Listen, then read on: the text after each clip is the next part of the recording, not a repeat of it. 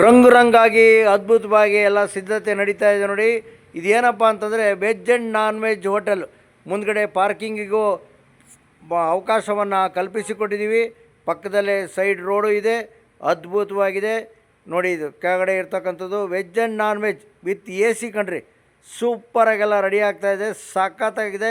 ಮೇಲ್ಗಡೆ ನೀವು ಪಾರ್ಟಿ ಗೀಟಿ ಮಾಡಬೇಕು ಅಂದರೆ ಪಾರ್ಟಿ ಹಾಲು ರೆಡಿ ಆಗ್ತಾಯಿದೆ, ಸಿದ್ಧತೆಗೊಳ್ತಾ ಇದೆ. ಇನ್ನೇನು ಕೆಲವೇ ದಿನಗಳಲ್ಲಿ ನಿಮ್ಗೆ ಶುಭ ಸುದ್ದಿಯನ್ನು ಕೊಡ್ತೀವಿ. ನಾನು ಶಿವಮೊಗ್ಗ ವಿರೂಪಾಕ್ಷು. ಇದು ಎಲ್ಲಿದೆಯಪ್ಪ ಅಂತಂದರೆ ಶಿವಮೊಗ್ಗದ KSRTC ಬಸ್ ಟರ್ಮಿನಲ್ ಪಕ್ಕದಲ್ಲೇ ಇದೆ ಕಣ್ರಿ. ಸೂಪರಾಗೆಲ್ಲ ರೆಡಿ ಆಗ್ತಾಯಿದೆ.